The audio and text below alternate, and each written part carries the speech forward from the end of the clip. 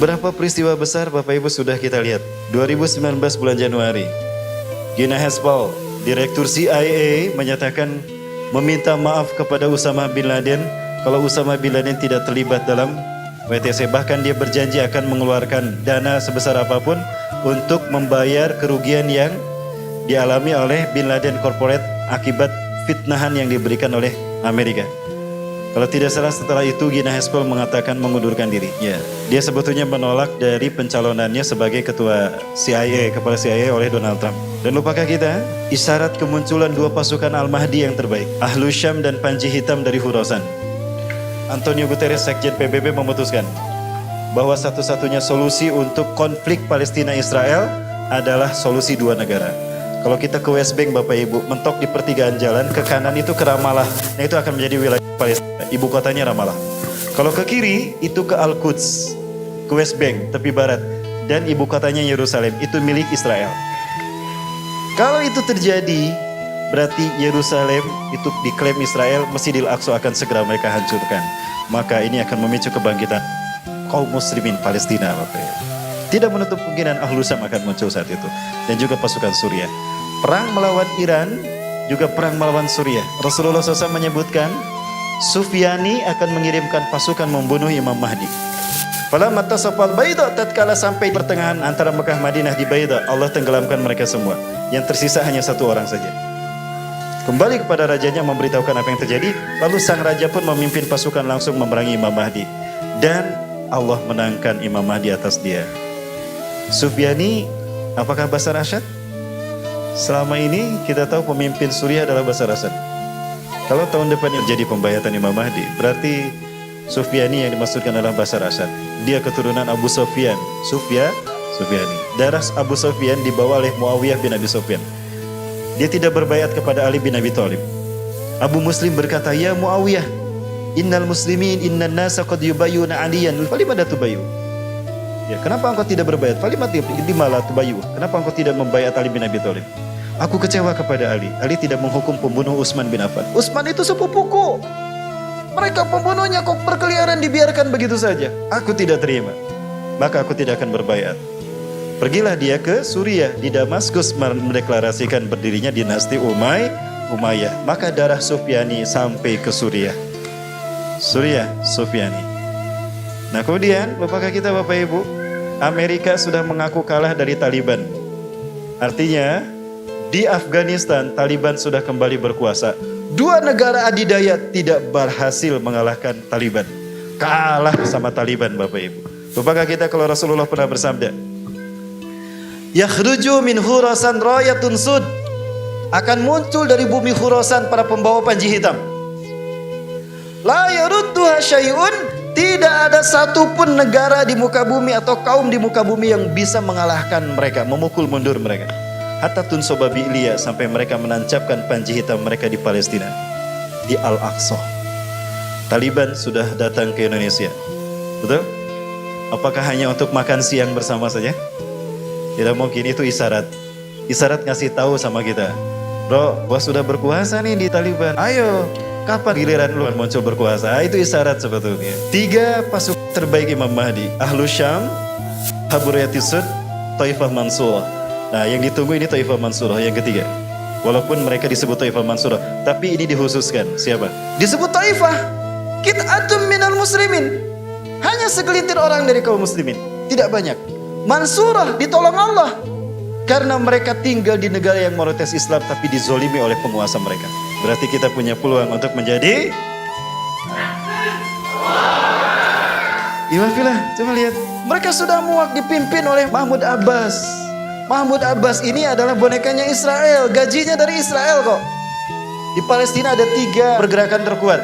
Ada Fatah, ini dibentuk Israel. Dulunya PLO, didirikan oleh Yasser Arafat. Ini budaknya Israel, gajinya dari Israel. Yang kedua Hamas yang sekarang menjaga Gaza. Tapi bergerak dalam bidang politik menentang Israel, langsung berhadapan dengan Israel. Yang ketiga, Jihad Islami. Pergerakan non-politik membela Palestina dan anti-Israel dan anti-Fatah. Sempat perang Hamas dengan Jihad Islami. 3-tiganya kita undang ke Indonesia. Kita tinggalkan satu kamar tuh. Fatah, Hamas sama Jihad Islami. Mereka akur kok, nggak bergerak, nggak bertengkar, satu kamar mereka. Di Bandung, kita undang ke Bandung Bapak Ibu sama jamaah kami waktu itu. Ya Bapak Ibu, dan lupakah kita, Pakistan ancam akan meratakan New Delhi dan Bombay dengan tanah. Pakistan dengan India sekarang sedang rame, tapi media tidak memblow up-nya. Ini membuktikan kalau hadis-hadis Rasulullah terbukti. Kalian akan memerangi bangsa Hindi nanti di akhir zaman. Hindi, India, Hindu. Pakistan Muslim kan? Jangan lupakan ini Bapak Ibu sekalian. Ini sudah mulai terjadi. Militer mereka sudah masuk ke wilayah memperebutkan Kashmir. Kemudian tentang bagaimana perilaku yang menyakitkan dari putra mahkota, di mana beliau berkunjung ke Uighur, ke Cina, tapi tidak menyatakan pembelaan kepada Muslim Uighur, bahkan setuju dengan kamp konsentrasi ala Cina. Ini yang membuat marah beberapa ulama Malaysia. Beberapa kali kita melihat di berita ada penyergapan mereka yang melakukan kejahatan cyber di tanah air, di ibu kota. Lupakah kita kalau Rasulullah pernah mengatakan, la taqumu sa'atu, kiamat tidak akan terjadi hatta tuqatilu qauman, sehingga kalian berperang dengan satu kaum, sigorul ayun, mata mereka sipit, juluduhum ahmar, kulit mereka merah, zumfal unuf, hidung mereka pesek, wujuhum kal majanil mutraqah, wajah mereka lebar seperti tameng. Bangsa mana? Satu hal yang ingin saya luruskan, Rasulullah menyebut Cina itu dengan sebutan Sin. Dan ketika Rasulullah menyebut Sin, ini artinya Muslim. Utlubul ilma walau bisin, tuntutlah ilmu walaupun harus ke negeri Cina. Kenapa? Mereka Muslim. Siapa yang mengislamkan mereka? Zulkarnain di zaman Nabi Musa alaihissalam. Zulkarnain, Amnihotep atau Akhenaton. Dia adalah satu-satunya Fir'aun yang diangkat menjadi Nabi dan Rasul Allah. Dia beriman kepada Allah melalui dakwah Nabi Musa. Lalu Allah mengangkatnya menjadi Nabi dan Rasul. Itu Allah ceritakan dalam surat Al-Kahfi. Ya Bapak.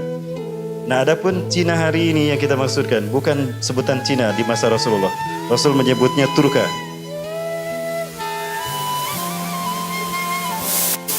Bahasa kitanya Turki.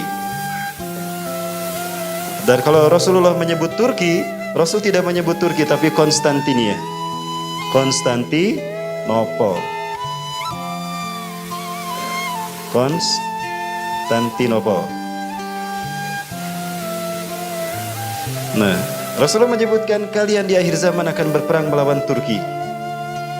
Ciri-cirinya sipit mata mereka, merah kulit mereka, pesek hidung mereka, dan lebar wajah mereka seperti tameng. Tapi kita menyebutnya sama saja. Mereka tidak berislam. Baik, Ibu Rahmatullah. Nah, lupakah kita, Raja Salman pernah meminta kepada negara-negara Arab dan dunia untuk ikut berperan bersama Arab memerangi Iran, bukan? Kalian akan memerangi Iran. Dan di saat perang melawan Iran, Barat akan bersekutu dengan kalian. Wa ta'khuduna hilman taman ma'hum. Kalian akan mengambil perjanjian yang sempurna dengan Bani Rum. Artinya bersama Bani Rum akan memerangi Iran. Gonima akan banyak didapatkan. Tapi mereka Bani Rum tidak dapat gonima. Marah mereka. Nah, di saat itulah Bani Rum berkhianat kepada kaum muslimin. Mereka pecah, mengundurkan diri, dan mereka membentuk persekutuan tersendiri, memisahkan diri dari kaum muslimin. Setelah perang melawan Iran, mereka membentuk 80 persekutuan multinasional. Tajtami'una tahta samanina royah. Mereka berkumpul di bawah 80 bendera. Walikuli royatin, satu bendera, 12.000 pasukan. Berarti 960.000 orang akan menguasai Turki. Bapak Ibu, ini bagaimana Amerika berbalas pantun dengan Rusia. Pernah mendengar ini Bapak Ibu? Jadi perang melawan Iran berarti perang melawan Rusia. Amerika ikutan bergabung dengan umat Islam. Amerika bergabung berarti NATO ikut bergabung kan? Ikut melawan Iran. Ya, Bapak Ibu rahmati Allah, inilah peristiwa-peristiwa besar yang akan dialami oleh Imam Mahdi. Sampai nanti ketika perang melawan Iran selesai, Eropa berkhianat, Bani Rum berkhianat. Salib menang, marah umat Islam. Kata siapa? Kami ikut berperang juga. Didorong tuh yang bawa salib, jatuh mati itu. Maka kemudian mereka bersekutu di bawah 80 panji. Dan setiap panji ada 12.000 pasukan, 960.000 orang pasukan dari Bani Rum. Mereka turun di Amak atau di Dabik. Mana Amak dan Dabik? Turki.